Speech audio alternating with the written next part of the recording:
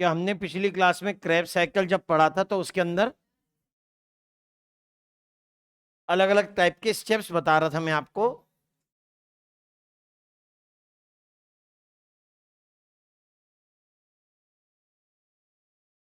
आओ, क्वेश्चन नहीं किए थे लेकिन हमने उसके, है ना भाई? तो जी, हम्म,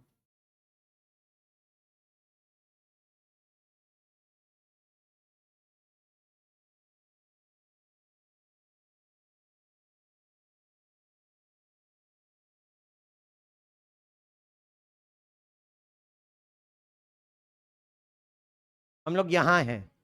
अब अगर मैं ये कहूं कि यहाँ केमिकल रिएक्शन की इक्वेशन क्या होती है, एनसीईआरटी में एक इक्वेशन लिखी है इसके बाद, ये हम इसको और ठीक करेंगे।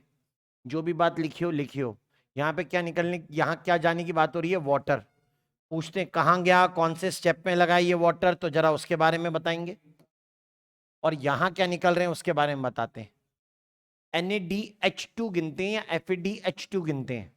ठीक है। हम चालू कहां से हुए थे? एसिटाइल से, या पढ़िए पायरुवेट से। कितने? C3H4O3, यही था, राइट? अब यहां पर 4 हाइड्रोजन है, 4 तो यही हो गई, 2 ये एक्स्ट्रा हैं। कितने दिख रहे हैं यहां पे इस इक्वेशन में? 6।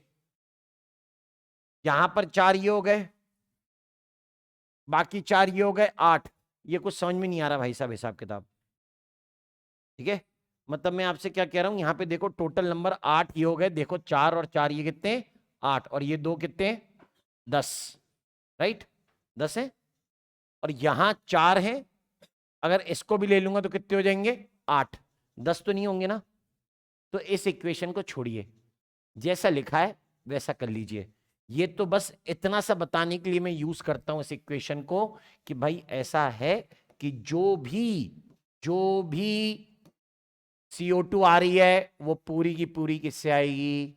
पायरुवेट से, उसके अलावा किसी और से नहीं। अभी तक के स्टेप के हिसाब से जितने कार्बन निकलने थे CO2 के नाम पे, वो सारे के सारे किससे निकलेंगे?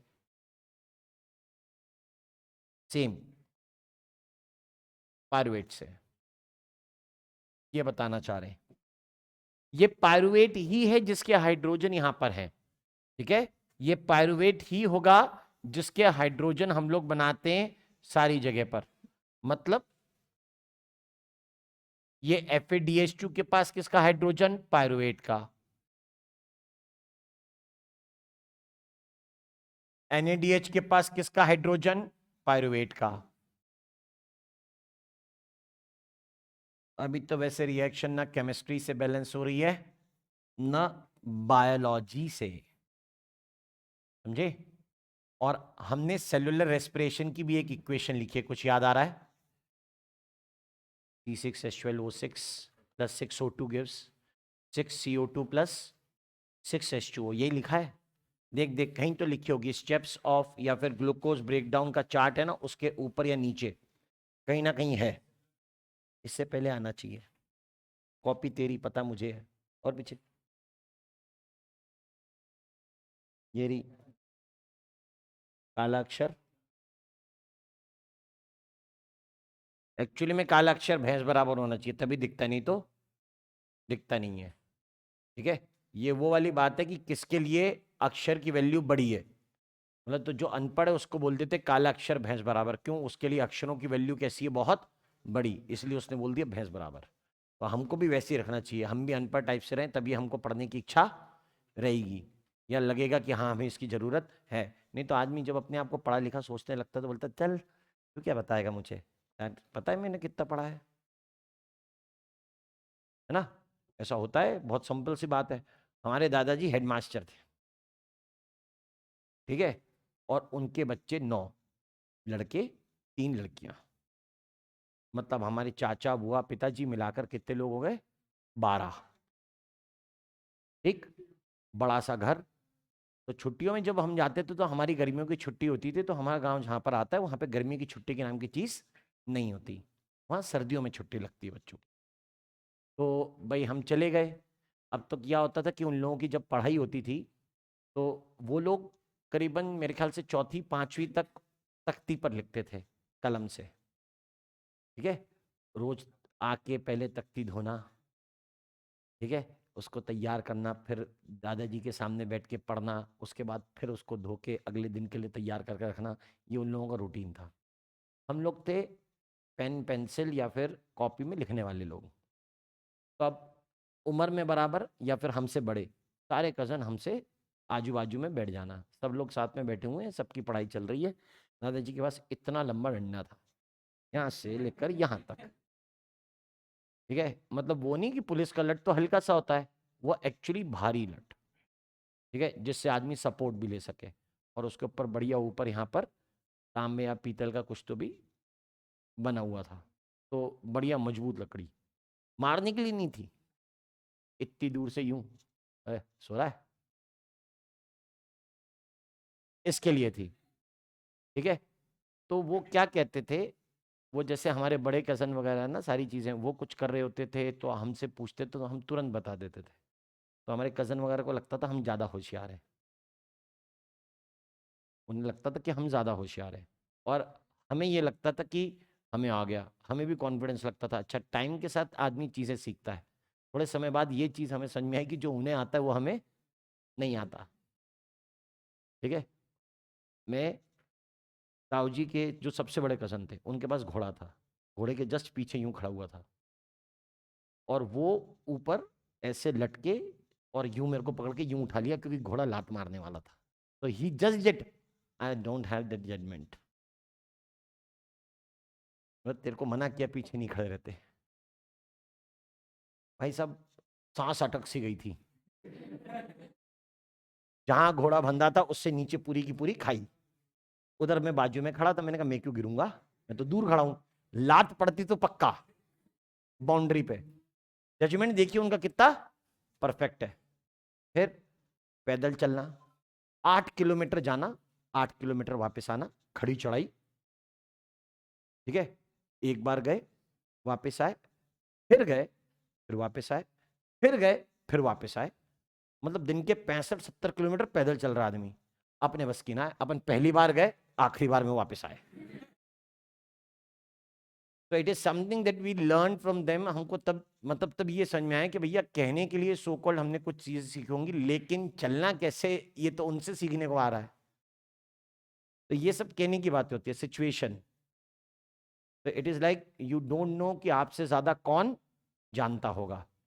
किसी भी समय कोई भी ऐसा निकल सकता है जिसको आपसे ज्यादा चीजें पता होंगी, और तब ये लगता है कि भैया हाँ, हमने जो सीखने की कोशिश की वो सब कैसी हो गई, ढेर बर्बाद हो गई, कोई मतलब है ही नहीं। तो ऐसे लगता है कि एक्चुअल में यही चीज होती है। कई बार ऐसा ये भी टीचर के साथ में भी ऐसी बातें होती है कि टीचर कुछ बता रहा होता है, बच्चे को एक अलग क्वेरी आती है और बच्चे के हिसाब से फिर वहां पे आंसर दिया जाता है। मतलब टीचर सोचता है इसको बताने की जरूरत नहीं है, ठीक है। और फिर उसके हिसाब से, टीचर के हिसाब से जब बच्चा चलता है, ठीक है सर ने बोला नहीं है तो नहीं है, लेकिन कुछ होते सेटिस्फाइड ही नहीं है। वो सोचते नहीं, वैसे नहीं, मेरे को वैसे नहीं आया, मेरे को तो वैसे ही चाहिए जिसको मेरे को चाहिए था, ये वाली चीज़ बताई नहीं। अब वो चाहे इंपॉर्टेंट हो चाहे नहीं हो, आपके दिमाग में रह गई, बेशक उसका क्वेश्चन आएगा चाहे नहीं आएगा, आपके दिमाग में एक चीज़ घर घर गई है, पता नहीं ये आ ना जाए, सर ने मुझे बताया नहीं, ये चीज़ें बताई क्यों नहीं, बतानी चाहिए थी। आप उसी के बारे में सोचते रहते। अब इसमें ये चीज़ सोच के देखो कि ज़रूरी नहीं है कि आपको सब कुछ आए, ये कभी पॉसिबल नहीं हो सकता। हर एक व्यक्ति के कोई ना कोई डाउट रह जाते हैं। मैं ये नहीं कह रहा डाउट नहीं पूछना, पूछिए, most of the time answer मिल जाएगा। लेकिन अगर कभी नहीं मिल पाए तो इसका मतलब ये नहीं कि डाउट पूछना बंद कर दें, पूछते रहिए, वो ज़्यादा सही है, ठीक है। अब जैसे हम लोग अनफॉर्चुनेटली रेस्पिरेशन पहले पढ़ रहे हैं, हमारे दुर्भाग्य से, ठीक है। नहीं तो फोटोसिंथेसिस अगर पढ़ा होता तो मुझे इतना कष्ट करने की ज़रूरत थी नहीं। अब जैसे यहाँ से अगर मैक्सिमम अगर मैं मेंशन करूँ, ठीक है, इस चीज़ को अगर मैं मेंशन करूं कि मैं क्या बताना चाह रहा हूं कि पायरुविक एसिड से NADH और FADH2 निकलते हैं, तो बेटा ऐसा है, गिनना जरा, यहां पे कितने निकले, एक NADH2, दो NADH2, तीन NADH2 और एक FADH2, राइट। और इससे पहले जब ग्लूकोज पड़ा था तो इसका मतलब है ये सब डबल हो जाएंगे, पायरुवेट से एसिटाइल कोएंजाइम वाले भी गिनोगे, हर चीज क्या गिनोगे, डबल। तो गिन के देखो ग्लाइकोलाइसिस में कितने NADH2 निकले थे, 2। लिखते चले जाओ कहीं पे, मेरे को तो याद रहेगा, तुम मिस कर सकते हो। ठीक है, ग्लाइकोलाइसिस में कितने NADH2 निकले, 2 निकले। लिंक रिएक्शन में कितनी निकलेंगे, 2 बार होगी ना, एक ग्लूकोज के लिए लिंक रिएक्शन कितनी बार होगी, 2 बार। तो वहां पे भी कितने बार NADH2 आ गया, एक एक बार करके 2 बार आ गया, तो 2 वो हो गए, 4 हो गए NADH2। फिर क्रैब्स साइकिल भी 2 बार चलेगी, एक बार में 3 NADH2, तो 2 बार में कितने हो गए, 6, 6 4 10, और 2 क्या हो गए, FADH2। बात समझ में आ रही है, 10 H2 का मतलब कितने वाटर मॉलिक्यूल, क्यों सॉरी कितने H2 हो गए, 10 H2। और तुमने केमिकल इक्वेशन में क्या लिखा है, आज हम केमिकल इक्वेशन को पलट डालेंगे। मुझे दिख रहा है कि C6H12O6 6O2 लिखा था, और मेरे पास यहां पर लिखी हुई बातें, मेरे पास यहां पे लिखी हुई बातें 6CO2 प्लस मेरे पास लिखा था 6H2O, यही लिखा था ना एनर्जी के साथ। मैं कह रहा हूं ये हो ही नहीं सकता। अगर अगर ये हाइड्रोजन जो है वो कहां जा रहा है, इधर, राइट। अगर ये हाइड्रोजन यहां जा रहा है तो यार 12 तो मैच है, ठीक, कोई दिक्कत नहीं। लेकिन कुछ और तो मैच करके देख। ऑक्सीजन देखो कितनी है, 6, और ये कितनी है, 12, 18 है, ये कितनी है, 12, ये देखो 6, सब बैलेंस है। केमिस्ट्री है भाई, सारी चीजें क्या चल रही है, बैलेंस। लेकिन I have a doubt. Doubt क्या है, डाउट ये है कि मेरे पास यहां पे 6H2O नहीं बनते, जितने NADH2 और FADH2 हैं वो सबके सब क्या बनाते हैं, वाटर। स्टेप पढ़ो ना, एरोबिक रेस्पिरेशन पढ़ा था, 2 लाइनें लिखी थी, बोला था step wise removal of hydrogen leaving behind 3 molecules of carbon dioxide. Step 2 में लिखा है कि बाद में इलेक्ट्रॉन को आगे पास करते हैं जिसे ऑक्सीजन लेता है, और वो रिमूव होता है किसके फॉर्म में, मैंने कहा था वाटर निकला नहीं, वाटर बनेगा, राइट। कितने वाटर बनेंगे, जितने NADH2 और FADH2 है उतने क्या बनेंगे, वाटर। अभी मैंने गिने 12, NADH2 FADH2 मिला के कितने, 12 हैं। यानी यहां पे कितने वाटर मॉलिक्यूल बनने चाहिए, 12। यार क्या करूं, 6 थे, बैलेंस था, 12 करने पर बैलेंस नहीं है, कैसे बैलेंस करूं। अभी देख, बैलेंस हो गया क्या, हो गया बैलेंस। पहले सब कुछ बैलेंस था ही, मैंने सिर्फ क्या किया, उधर भी 6H2O बढ़ा दिए और इधर भी 6H2O बढ़ा दिए। अब मेरे पास यहां पे 12 मेटाबॉलिक वाटर आ रहे हैं। अब मैं सेटिस्फाइड हूं, अब मैं सेटिस्फाइड हूं कि हाँ 12 मेटाबॉलिक वाटर बनेंगे। लेकिन बोल रहे हैं ये H2O कहां अंदर जा रहे हैं, दिखा दूं, देखो ये H2O बाहर निकला ना, तो ये H2O अंदर, ये H2O बाहर निकला तो ये H2O अंदर गया। कुछ कुछ स्टेप बता रहा हूं, ध्यान से देखिएगा कि आइसोसिट्रेट से पहले भी वाटर अंदर गया, कि यहां पे सस्सिनेट से पहले भी वाटर अंदर गया, यहां मैलेट से पहले भी वाटर अंदर गया। ले भैया, 4 हमने दिए, 5 हमने निकाले, 4 हमने दिए, 5 निकाले, ये पहले ही निकल रहा है। फिर ये metabolic water, metabolic water, metabolic water, metabolic water, acetyl coenzyme से निकलने वाले वाटर का और बनने वाले वाटर का हिसाब किताब देखिए। हम लोग इसको छोटी लाइनों में ऐसे लिखेंगे कि आप पूरा हिसाब किताब लिखो। मैं नहीं भी बताता चलता, लेकिन क्या है, कभी दिमाग में आएगा, बोलोगे नहीं बताया था, क्यों नहीं बताया था। Acetyl co enzyme A, photosynthesis को मैं मालूम है क्या लिखवाऊंगा, रिवर्स ऑफ रेस्पिरेशन। और फोटोसिंथेसिस की केमिकल इक्वेशन में एरो ये तरफ पलट जाएगा।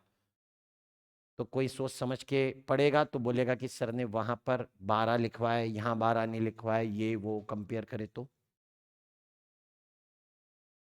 मैंने कहा ना, हम पहले फोटोसिंथेसिस पढ़ लेते तो ये बताने की जरूरत ही नहीं थी। ये एसिटाइल कोएंजाइम दिया, क्या बना एसिटाइल कोएंजाइम से, 2 मॉलिक्यूल CO2, और क्या निकल गया अलग, कोएंजाइम ए। दिया लिया बराबर कर रहे हैं, देख। और क्या दिया मैंने, ऑक्सलो एसिटिक एसिड, कितने कार्बन एटम का, 4। क्या निकाला इससे, ऑक्सलो एसिटिक एसिड, बिना किसी चेंज। नेक्स्ट अगला देखो, मैंने दिया क्या, मैंने दिए 4 वाटर मॉलिक्यूल और यहां पर मैंने क्या निकाले 5 वाटर मॉलिक्यूल, 5 H2O निकले। कैसे निकले? इसमें से एक डायरेक्ट निकला है डिहाइड्रेशन रिएक्शन, और दूसरा मतलब जब कंडेंसेशन हो रहा था, और 4 कैसे निकले?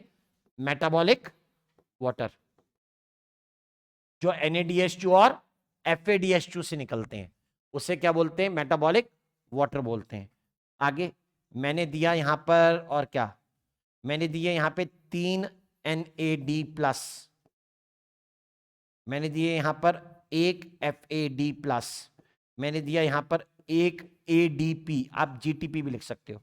यहां पर बनेगा 3 NADH2, 1 FADH2 और 1 ATP।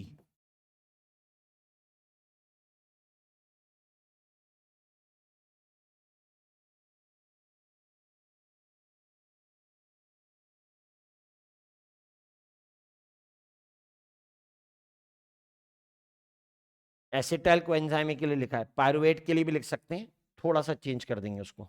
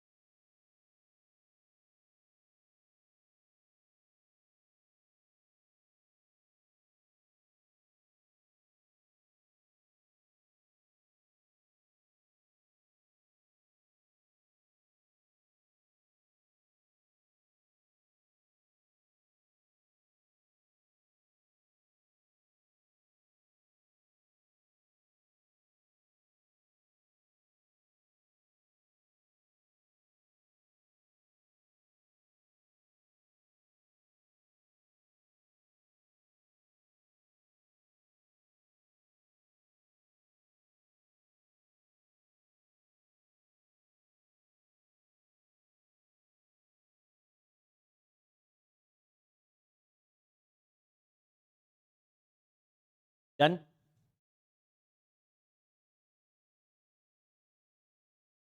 H2 मैंने वहां पे लिख ही दिया था, 2 CO2 निकले वो भी बता दिया, कहाँ से निकले ये भी बता दिया। हम्म। तो मेटाबॉलिक वाटर की काउंटिंग मतलब NaDH2 और FADH2 की काउंटिंग है, और कुछ अलग चीज नहीं होती है। ठीक है, कोई पूछ ले तो, नीट में तो चांसेस कम है, इधर ही पूछ ले ऐसा कुछ क्वेश्चन देखना। एक, which statement is wrong for Krebs cycle? Krebs cycle के लिए रॉन्ग बताना है। चलो फॉल्स मार्क करेंगे। There are 3 points in the cycle where NAD is reduced to NADH2, सही है। 3 पॉइंट्स NAD reduced NADH2, की पॉइंट्स को मैंने अंडरलाइन करा है। Next, there is 1 point in the cycle where FAD reduced to FADH2, सही है। अगला, conversion of succinyl coenzyme A to succinic acid, a molecule of GTP synthesize, ये भी सही है। Next, the cycle starts with condensation of acetyl group, सही है।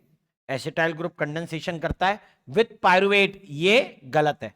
किसके साथ करता है? OAA के साथ, 4 कार्बन एटम। पायरुवेट तो कितने कार्बन एटम का है? 3, और बनाता है सिट्रिक एसिड। यहां तक ये बात ठीक, ये ठीक, ये ठीक, क्या गलत? पायरुवेट गलत, यही फॉल्स है। आंसर हो जाएगा option number D. The number of time decarboxylation of isocitrate occurs during single TCA. Isocitrate कितनी बार डिकार्बोक्साइलेट होता है? 2 बार, या लिखिए ट्वाइस। किधर दिख रहा है? 2 B.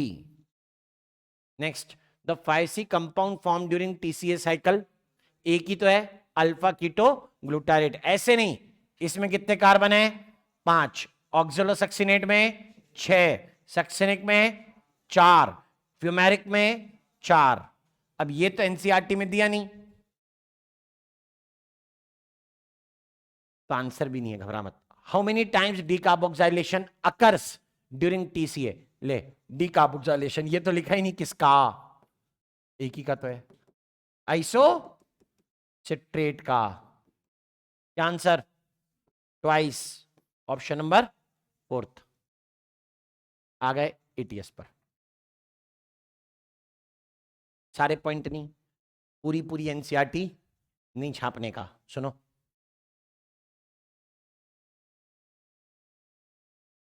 Utilise the energy stored in NADH2 FADH2 oxidise through electron transport system.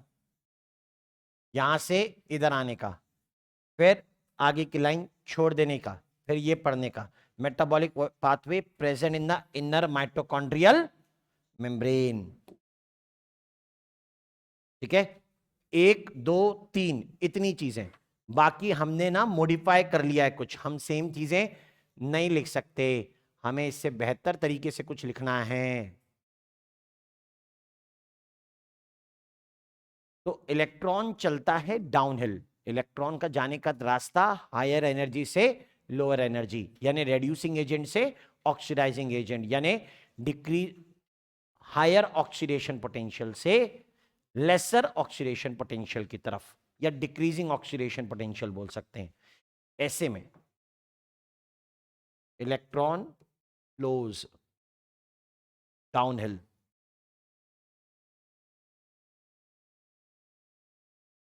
माने फ्रॉम reducing एजेंट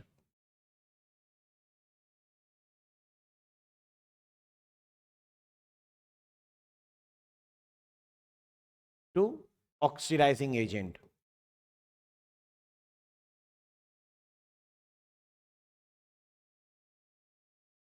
और डिक्रीजिंग ऑक्सीडेशन पोटेंशियल।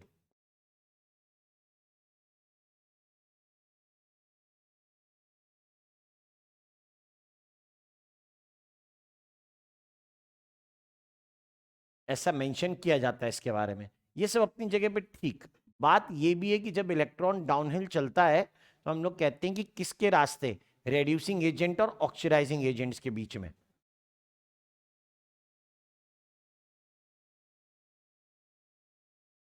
तो ETS is a sequence of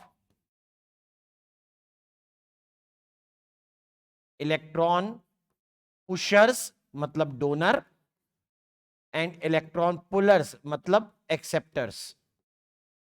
इस तरफ ऐसे रहेंगे जिनके पास इलेक्ट्रॉन्स हैं, इस तरफ वो रहेंगे जो इलेक्ट्रॉन को ले सकते हैं, जैसे मेटल आयन।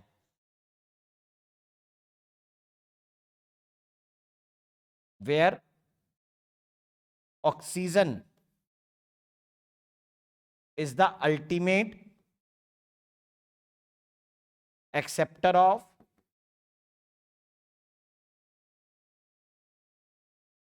electrons, जो किसने दिए? जो दिए NADH2 और FADH2 ने,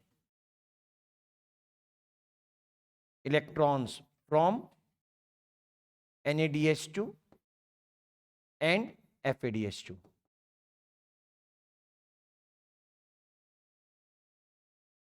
पूरा लिखने दे, from oxidation of NADH2 and FADH2। हमारी लाइनें बढ़ेंगी, हमें आगे की चीजें भी तो समझनी है यहीं। तो ऑक्सीजन इलेक्ट्रॉन का अल्टीमेट एक्सेप्टर है, और इसके पास वो इलेक्ट्रॉन कहां से आए हैं? वो NADH2 और FADH2 के ऑक्सीडेशन से आए हैं, या they are donating the electron. और जब ये इस तरीके से काम कर रहे हैं तो इसका मतलब एक और एक बात बन जाती है, क्या?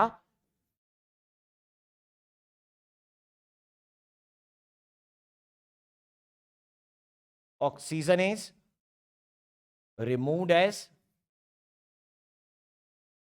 वाटर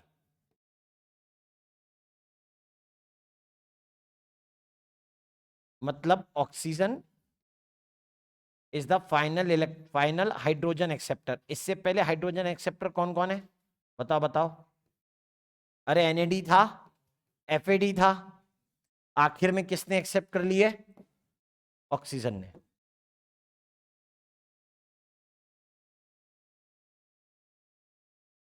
तो ऑक्सीजन चेन के अंदर आखिरी इलेक्ट्रॉन एक्सेप्टर है और उससे बाहर आते हुए वो वाटर को एक्सेप्ट कर लेता है।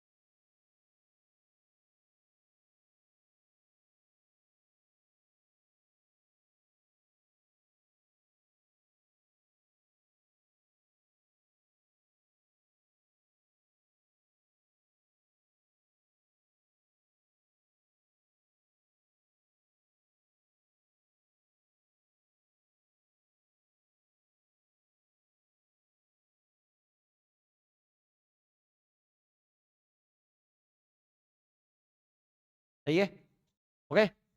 अभी सुनो, पूरा सीक्वेंस बनाता हूं।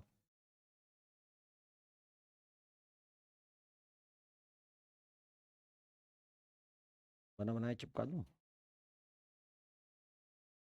मैं पढ़ा है अर्जुना में।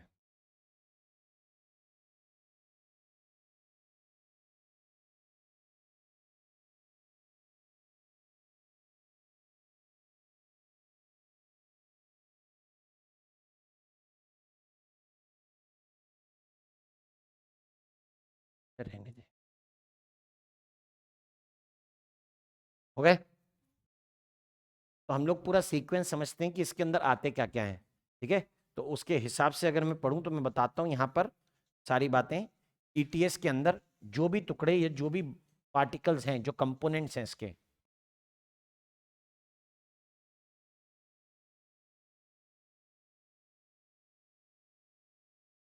ETS consist of 4 multi protein complexes.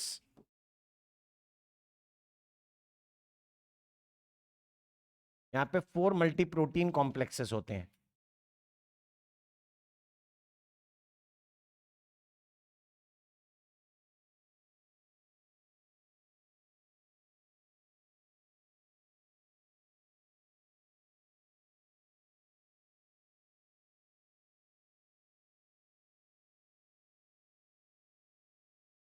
Complexes first and second act as, तब उसे हम लोग मेंशन करते हैं डिहाइड्रोजिनेस कॉम्प्लेक्सेस। इन्हें डिहाइड्रोजिनेस कॉम्प्लेक्सेस कहते हैं।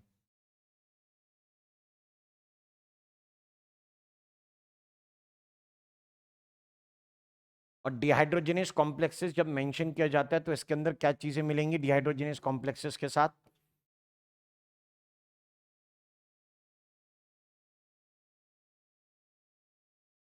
इनके अंदर मिलेगी NaDH2 एंड FeDH2 रिस्पेक्टिवली।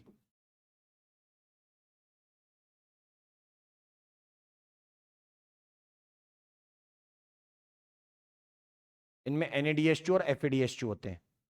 तो ठीक है, इनमें NaDH2 FeDH2 होते हैं, माना।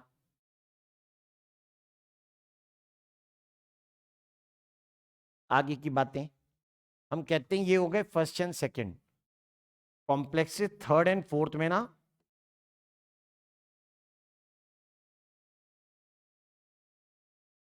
Have metal ion centres.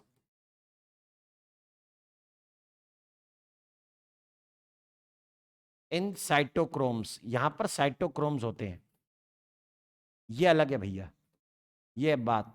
Cytochrome porphyrin compounds हैं जिनमें मेटल सेंटर्स होते हैं। अगर आयरन होगा तो उसे हीम कहते हैं, ठीक है। कॉपर भी हो सकते हैं। जो भी एलिमेंट या मेटल रिवर्सिबली ऑक्सीडाइज रिड्यूस होते हैं वही साइटोक्रोम का पार्ट होते हैं, ठीक है।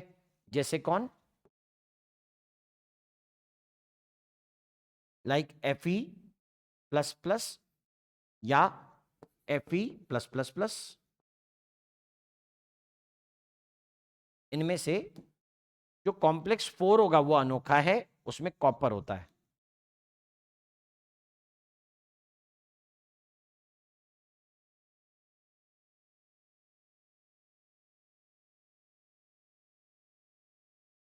इसमें 2 कॉपर सेंटर्स हैं। कॉपर भी तो रिवर्सिबली ऑक्सीडाइज और रिड्यूस होता है। सबके नाम जाने, कॉम्प्लेक्स 4 के लिए बात कही यहां पे कुछ, ये कॉम्प्लेक्स 3 और 4 के बारे में कुछ कहा, ये है कॉम्प्लेक्सेस 1 और 2 के बारे में बातें।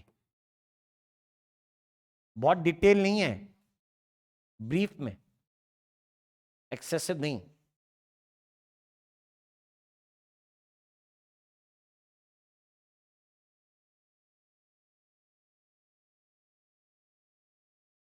अब इनमें से NADH2 और FADH2 अपना इलेक्ट्रॉन डोनेट कर देते हैं।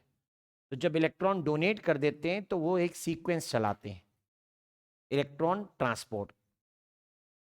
पहुंचे यहां क्या?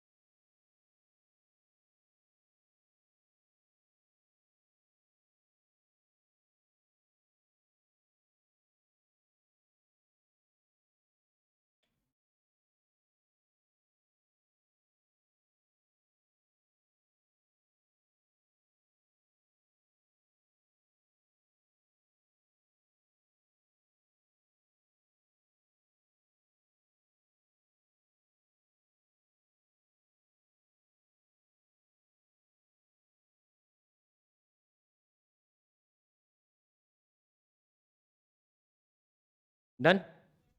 अब सुनो, जब ये वाली सारी बातें बताई तो मैं ना डायग्राम बना रहा हूं पार्शियली, क्योंकि मेरे को कुछ लिखना है जो डायग्राम को देखने के बाद पता लगे। सिंपल बनाएंगे, ठीक है, सीधा साधारण सा। यहां है ऑक्सीडाइज होने के बाद NAD प्लस, इससे नहीं मजा आया। यहां NADH2 ने अपना इलेक्ट्रॉन और प्रोटॉन रिलीज कर दिया। इलेक्ट्रॉन आया यहां, जहां पर होता है FMN, साथ में होता है आयरन सल्फर प्रोटीन। ये फर्स्ट स्ट्रक्चर बताया, पहला।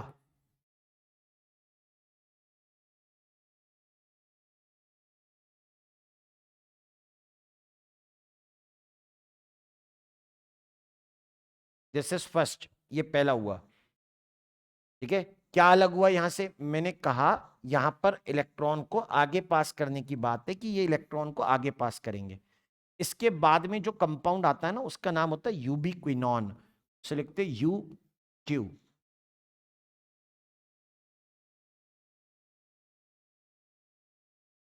और इसके बाद में आगे जो आता है that is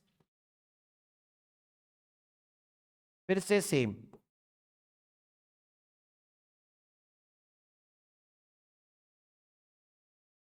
cytochrome B, cytochrome C1 और आयरन सल्फर प्रोटीन।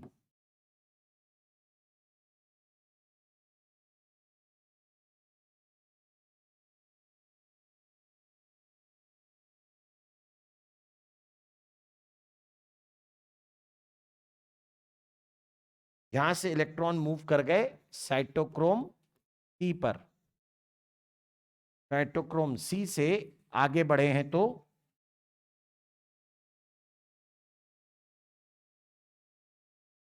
यहां आ जाएगा cytochrome A and cytochrome A3।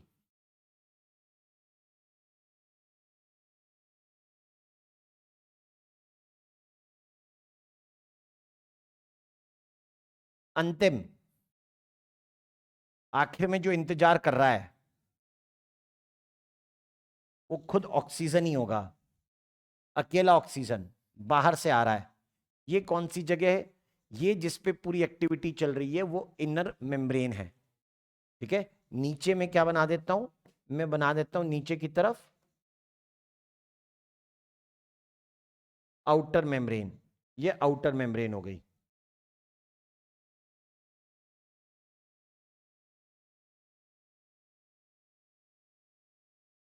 और इससे उधर की तरफ में हिस्सा बना देता हूं जिसको मैं कहूंगा मैट्रिक्स। ये पूरा जिसके ऊपर प्रेजेंट है, जहां पर ये सारी घटनाएं घट रही हैं, वो जगह है इनर मेम्ब्रेन।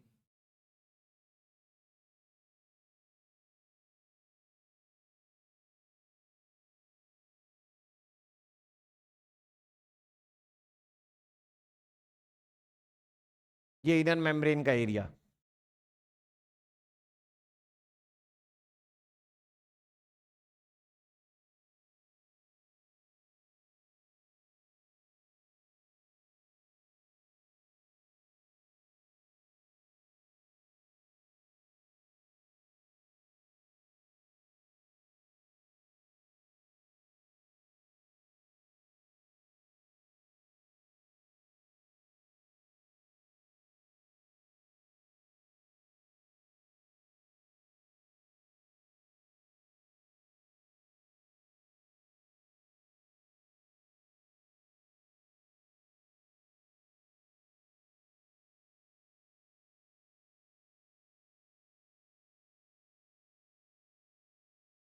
यहां पर कुछ और भी है और वो है FADH2।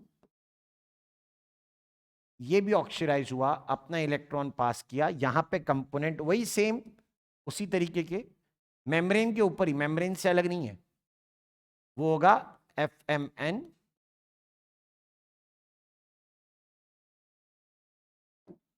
सारों के नाम लिखने, सक्सिनेट डिहाइड्रोजिनेज के साथ में प्रेजेंट होगा FMN and iron sulphur protein.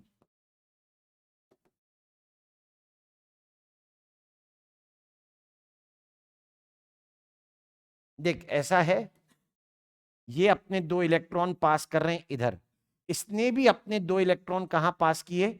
इधर UQ की तरफ। तो यानी इलेक्ट्रॉन आने के कितने रास्ते हैं? 2। या तो FADH2 से आए या किससे आए? NADH2 से। यहां बना FAD प्लस, यहां बना NAD प्लस, पूरी प्रोटॉन हवा में, मतलब मैट्रिक्स में फ्री, प्रोटॉन हवा में। और यहां से 2 इलेक्ट्रॉन चले आ रहे हैं कहां? ETS के अंदर। तो ETS में कितने रास्ते हैं इलेक्ट्रॉन के? 2। एक कहां से चालू हो रहा है? उसका नाम है कॉम्प्लेक्स 1। ये है कॉम्प्लेक्स फर्स्ट, ये है कॉम्प्लेक्स सेकेंड, ये है कॉम्प्लेक्स थर्ड, ये है कॉम्प्लेक्स फोर्थ। राइट? ये तो 1 2 3 4 और एक है 1 2 3 4, सॉरी 1 3 4।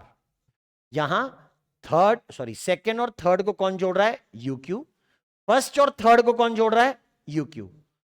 थर्ड और फोर्थ को कौन जोड़ रहा है? Cytochrome C। ये बाहर की तरफ है, बाहर की मेम्ब्रेन, या कहिए इस मेम्ब्रेन के ना 2 हिस्से होंगे, या कहिए 2 किनारे होंगे। एक साइटोप्लाज्म की तरफ होगा और दूसरा किनारा होगा मैट्रिक्स की तरफ। ये वाली साइड कौन सी है? Matrix side. अभी ये जो बना दिया मैंने यहां पे, इससे क्या बोलोगे? Outer membrane. ये इनर मेम्ब्रेन है। ये बीच की जगह क्या है? Inter membrane space. ये इंटर मेम्ब्रेन स्पेस होती है। और इधर की तरफ जो बना है उसे क्या कहते हैं? मैट्रिक्स। ये मैट्रिक्स हो जाएगा। ओके, ऐसे बनाते हैं सबको। ये इनर मेम्ब्रेन है, ऑब्वियस सी बात थी। अब हम ये कहते हैं कि जब इलेक्ट्रॉन के जाने के लिए दो अलग अलग डायरेक्शन, देखो दो रूट, कितने रूट है? दो। मैं पॉइंट पे वापस आऊंगा। Complexes is having two copper centres, ठीक है। आगे की बात,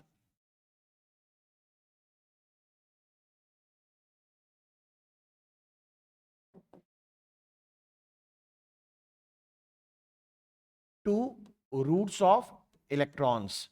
इलेक्ट्रॉन्स के दो रूट हैं। कौन से दो?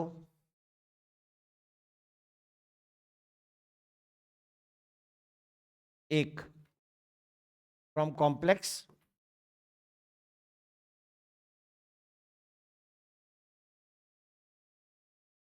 वन, यानी जिसमें कौन होता है? NADH2 फ्रॉम कॉम्प्लेक्स 2, जिसमें क्या होता है? FADH2। मतलब NADH2 के दो इलेक्ट्रॉन जहां से जा रहे हो, FADH2 के दो इलेक्ट्रॉन जहां से जा रहे हो, सॉरी, इन दो रास्तों की बात हो रही है यहां पे। हम इन दो रास्तों के बारे में बात कर रहे हैं। ओके, जहां पर NADH2 के दो इलेक्ट्रॉन हो, FADH2 के दो इलेक्ट्रॉन हो। तो कॉम्प्लेक्स वन से ये कहां जाएंगे? ये जाएंगे कॉम्प्लेक्स वन से कॉम्प्लेक्स थर्ड की तरफ, कॉम्प्लेक्स थर्ड से जाएंगे कॉम्प्लेक्स फोर्थ की तरफ। और इधर जब बात होती है तो हम लोग कहते हैं यहां सेकेंड से जाएंगे थर्ड की तरफ, थर्ड से जाएंगे फोर्थ की तरफ।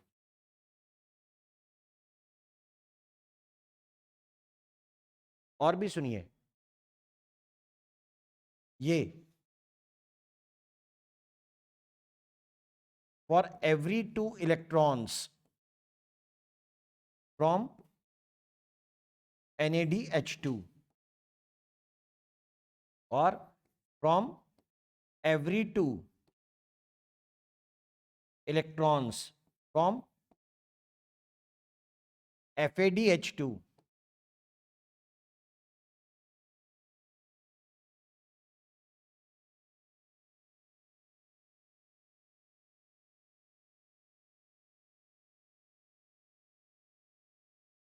क्या देखने को मिला? ध्यान से सुनना। 10 प्रोटॉन्स आर पम्प्ड। बताओ, कुछ नहीं है। इलेक्ट्रॉन जा रहा है तो आया तो वो हाइड्रोजन से ही है ना। इलेक्ट्रॉन के जाने पर बचा क्या? प्रोटॉन। तो प्रोटॉन तो अपना हक जताता ही रहेगा ना कि तुम तो मेरे हो और तुम मेरी हो। जब तक मैं पीछा कर पाऊं, तो पीछा करने की कोशिश में एक दो प्रोटॉन नहीं, कितने? 10 प्रोटॉन है। कब? जब NADH2 ने इलेक्ट्रॉन को डोनेट किया। और यहां पर हम लोग कहते हैं 6 प्रोटॉन है इसके चक्कर में। क्यों? रास्ता छोटा है।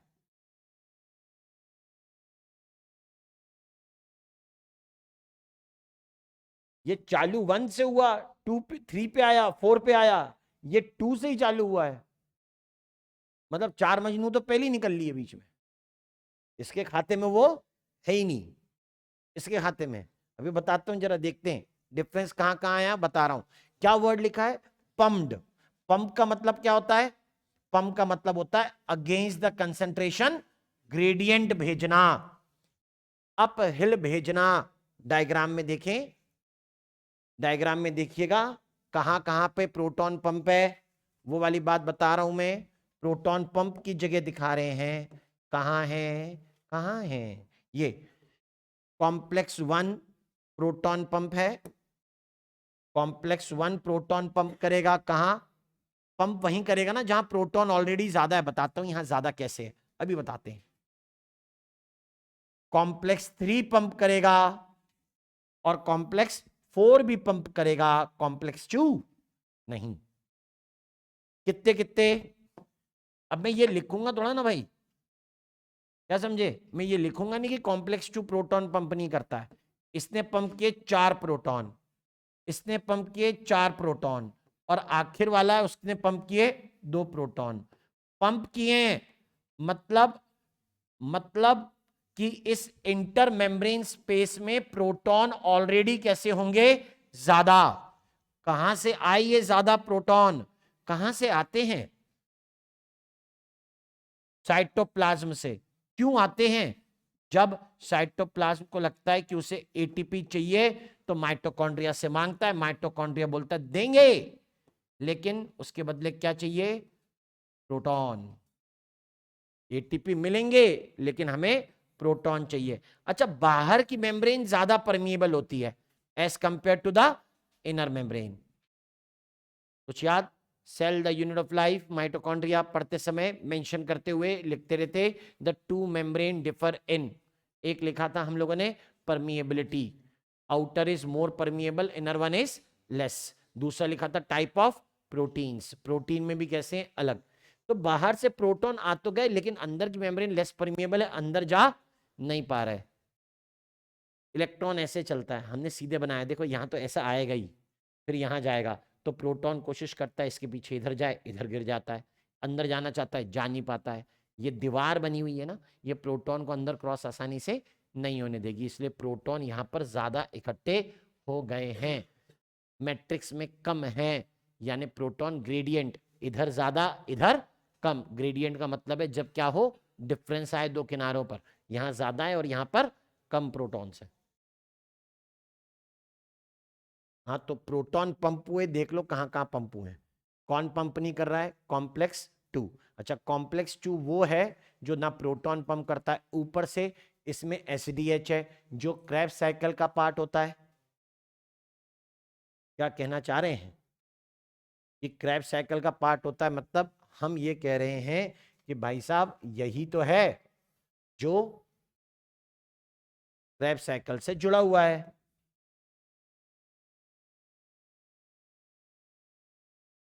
Complexes first, third and fourth act as proton pump also, channel नहीं, पंप।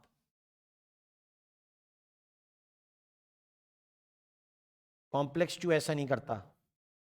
कॉम्प्लेक्स 2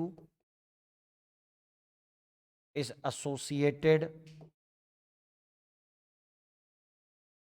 विद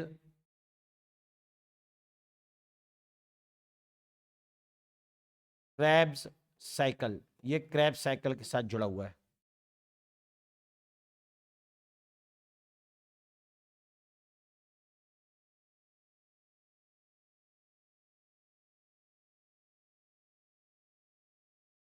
तो डिब्बे में जो लिखे वो कॉम्प्लेक्स, वो जो गोले में लिखे वो कॉम्प्लेक्स नहीं कहलाते हैं, वो मोबाइल इलेक्ट्रॉन कैरियर है। कितने हैं? दो।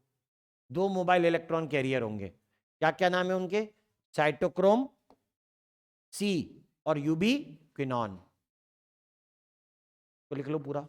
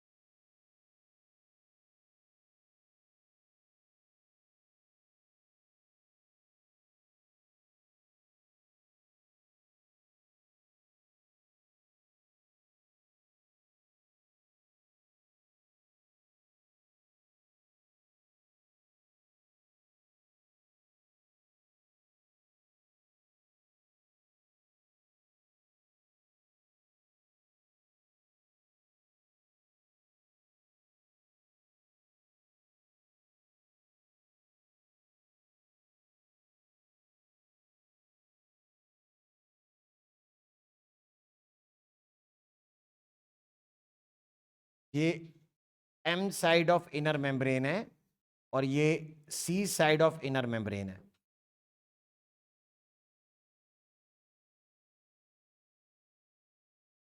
ओहो, कॉपी करनी रहेगी।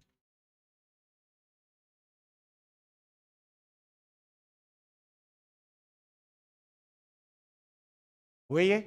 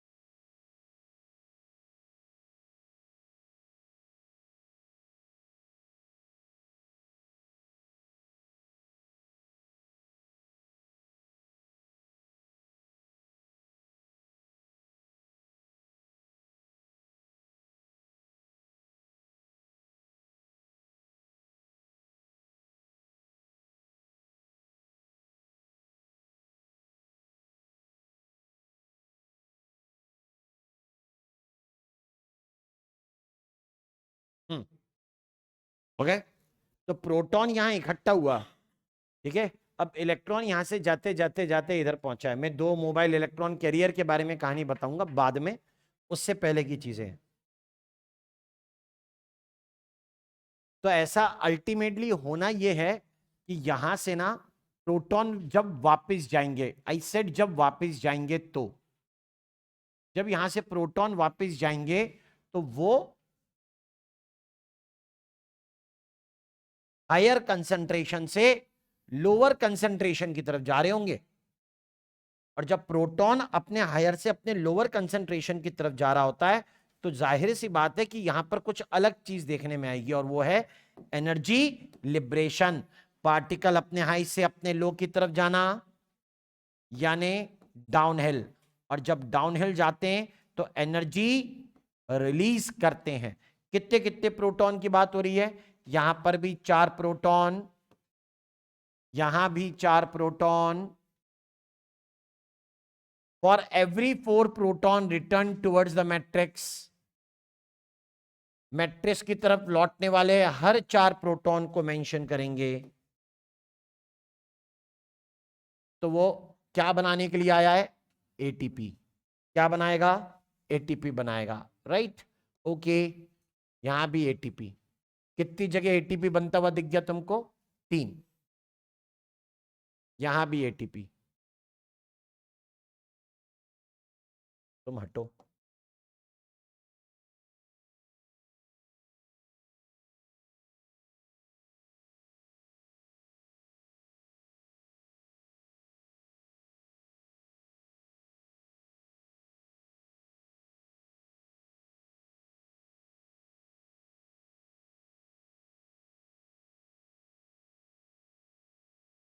यहां पर एटीपी का सिंथेसिस, यहां एटीपी का सिंथेसिस, यहां एटीपी का सिंथेसिस। तो कितना सिंपल सा फंडा है। क्या आप ऐसी बातें कहते हो कि ये ना डाउनहिल फ्लो है, ये अपहिल था, ये डाउनहिल है। तो तब हम लोग कह रहे हैं कि जब ये डाउनहिल फ्लो में प्रोटॉन्स जाते हैं और एटीपी बनाते हैं, तो इलेक्ट्रॉन जब NADH2 से निकला होता, यानी NADH2 अगर इलेक्ट्रॉन डोनर होता तो कितनी जगह एटीपी देख लिया तुमने? 1 2 3। एक NADH2 बराबर कितने एटीपी की एनर्जी? 3 एटीपी की एनर्जी। एक FADH2 बराबर कितने एटीपी की एनर्जी? 2 एटीपी की एनर्जी, इसी से बता रहे हैं, राइट। ये जो पार्टिकल यहां बनाया ना, ये दिस पार्टिकल इज एक्चुअली, ये पार्टिकल ही क्या है, ऑक्सीजोम। ये पार्टिकल ही ऑक्सीजोम है। कुछ याद आ रहा है? माइटोकॉन्ड्रिया की मेम्ब्रेन पर पार्टिकल प्रेजेंट थे और उसके 3 हिस्से होते थे। एक का नाम बोलेंगे यहां पर बेस, इसका नाम बोलते हैं हेड, और इसको बोलते हैं स्टॉक। शॉर्ट में लिखना होगा किसी का नाम तो ये बोलेंगे F0 और ये होता है F1, या इन्हीं को हमने ऑक्सीजोम भी कहा है।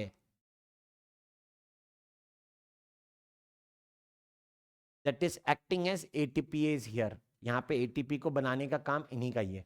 उस स्ट्रक्चर को डिटेल करेंगे अभी हम। बनाइए तीनों, क्या पॉइंट अपन बाद में भी ऐड कर लेंगे। अगर डायग्राम की बताने की चीज रह जाएगी तो रह ही जाएगी, वो ना आने वाली दोबारा से।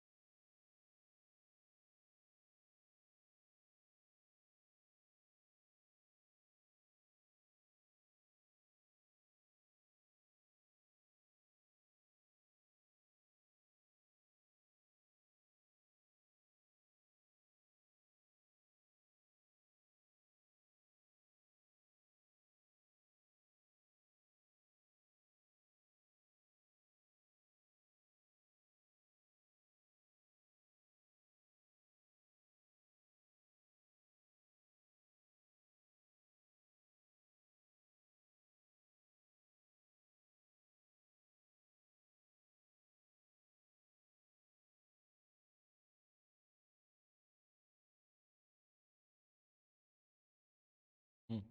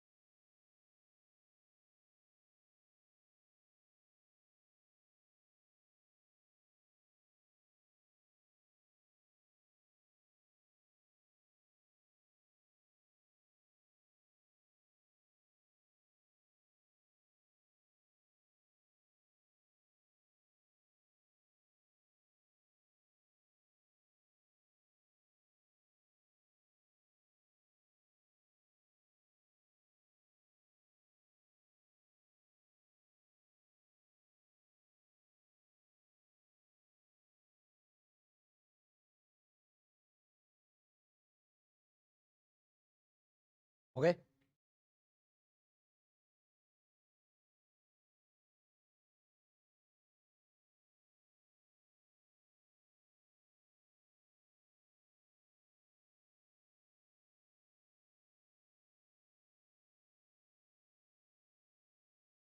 बनाते रहना, कुछ कुछ मैं मिटा देता हूँ।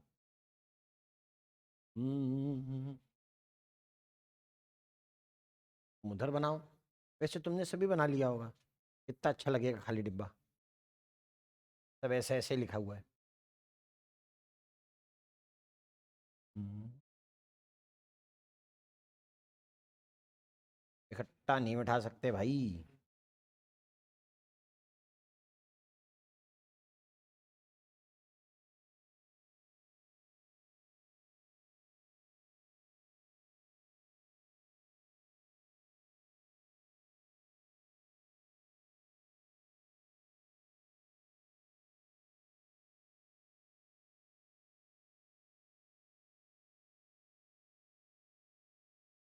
ये विराजी है।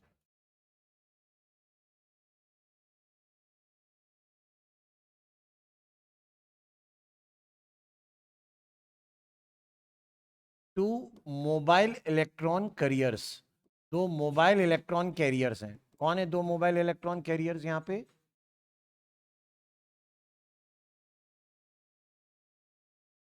यार अभी तो लिखे थे ना पीछे नाम, एक था यूबी क्विनॉन और दूसरा था साइटोक्रोम सी।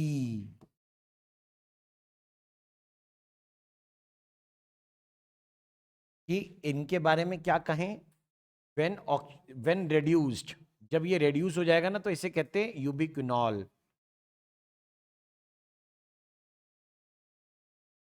यूबिक्विनॉल।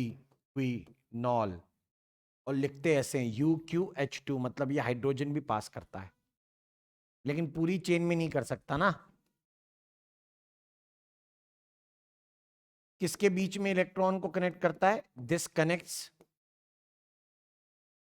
कौन से complexes? First and third, second and third. इसकी जो पोजीशन है मैंने बहुत क्लियर वैसे नहीं बनाई, लेकिन ये ना मेम्ब्रेन में लगभग बीच में, ऐसे प्रोटीन को बोलते हैं इंट्रिंसिक प्रोटीन। ये इंट्रिंसिक प्रोटीन है। दूसरी तरफ नाम है साइटोक्रोम सी का। इसके लिए कहते हैं कि दैट ये एक तरीके से एक्सट्रिंसिक प्रोटीन है। एक तरफ है ना, एक किनारे पर है extrinsic protein, located on C side of inner membrane. ये C side of inner membrane है। सी मतलब साइटोजोल, ये नहीं सी फेसिंग बंगला खरीदा है, यहां पे सी साइटोजोल का है। तो सी साइड ऑफ इनर मेम्ब्रेन। और क्या करेगा ये? दिस कनेक्ट्स, किसको कनेक्ट करता है ये? कॉम्प्लेक्स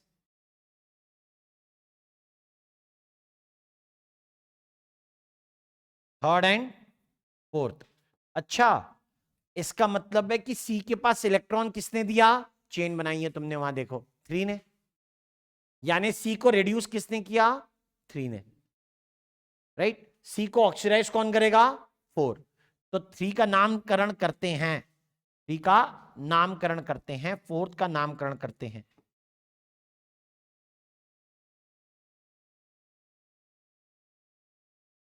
तीन का नामकरण किया हमने, कहा इसका नाम हो जाएगा साइटोक्रोम सी ऑक्सीडेज या साइटोक्रोम रिडक्टेज। आसान नाम है। और यह है साइटोक्रोम ऑक्सीडेज।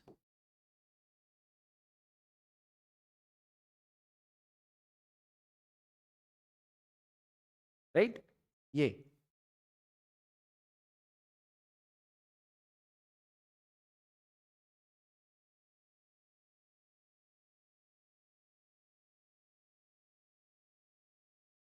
F0 F1 और ATPase is often stated as, इसे लोग क्या कहते हैं? कॉम्प्लेक्स 5। अरे भाई, हमने तो कहा था ETS में सिर्फ कितने कॉम्प्लेक्स हैं? 4। ये कितना नंबर लिख रहे हैं? 5। लेकिन सच बताऊं तो क्या ये इलेक्ट्रॉन पास कर रहा है? नहीं, ये 5वां हिस्सा है। ये क्या कर रहा है? ये कनेक्ट बना रहा है कि इलेक्ट्रॉन फ्लो के साथ किसको जोड़ देना है? ATP सिंथेसिस को, राइट। ये to connect electron flow with ATP synthesis.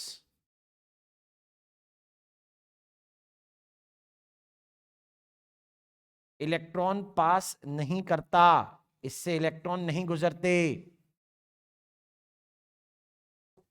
ध्यान रखें, सिर्फ नाम का कॉम्प्लेक्स 5 है, एक्चुअली कॉम्प्लेक्स 5 है नहीं।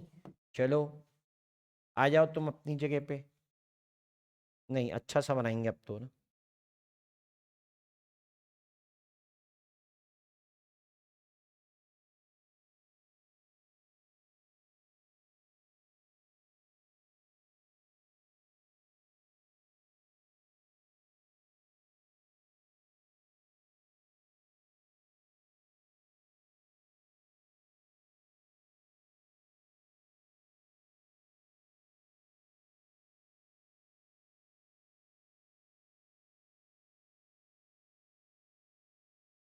ये है सिचुएशन।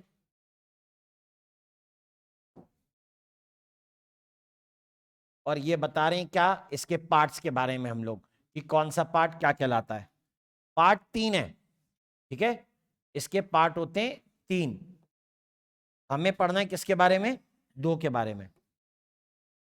एक है F0 और एक है F1। F0 के लिए क्या लिखेंगे? That F0 is base, F1 is head. F0 base कैसा प्रोटीन है? इंट्रिंसिक प्रोटीन है।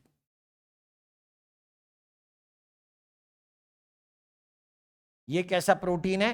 एक्सट्रिंसिक प्रोटीन है।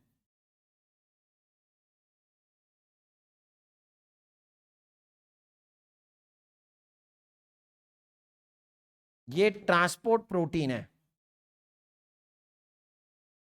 Transport of proton along gradient, मतलब ज्यादा से कम की तरफ, या इसी को बोलेंगे प्रोटॉन चैनल। ये एंजाइमेटिक एस किसकी तरह एंजाइमेटिक है? एटीपी सिंथेस की तरह, कि एटीपी को बनाने वाला एंजाइम। ये तो बात हो गई कि अपना स्ट्रक्चर बदले।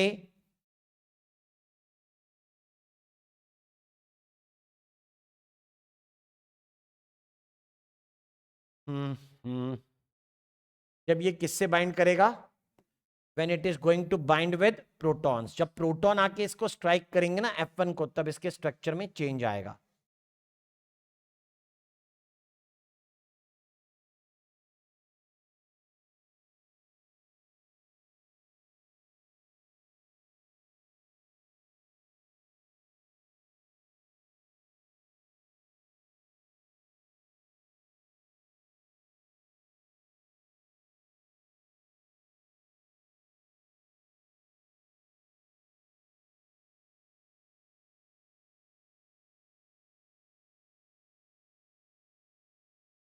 ये आवाज सुनी सुनी लग रही है। कौन सी भूता पिक्चर में भी ये आवाज?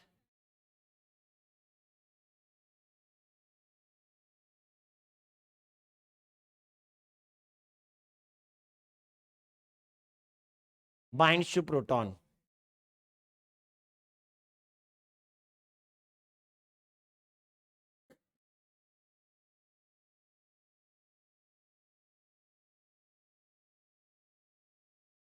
ये F1 है, ये F0 है। और जब इसके बारे में सब कुछ बताऊं तो एक बात याद रखना कि ये कौन सी साइड पर होगा? This is towards matrix side. और ये कौन सी साइड पर होगा? Towards outer chamber side. ये आउटर चेंबर होगा इधर। तो प्रोटॉन ये निकलेगा इधर से, समझे? प्रोटॉन ये यहां से निकला, कहां से? आउटर चेंबर से। कहां आया? मैट्रिक्स की तरफ। और तब हम लोग कहते हैं कि यहां पर इसने क्या बना दिया? एटीपी। यहां एडीपी प्लस इनऑर्गेनिक फॉस्फेट है, और यहां क्या बन जाएंगे? एटीपी। जब कितने? 4 प्रोटॉन इसके थ्रू क्रॉस हो रहे हैं।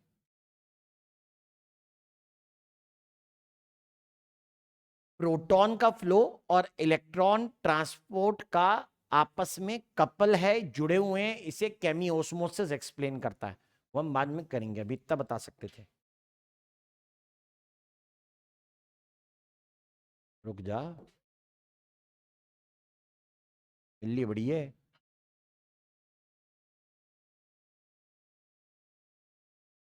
यहाँ आएगा respiratory balance sheet, next class के लिए एक बार रीड करना उसको। एम्फीबॉलिक पाथवे पूरा ही चैप्टर पढ़ लेना।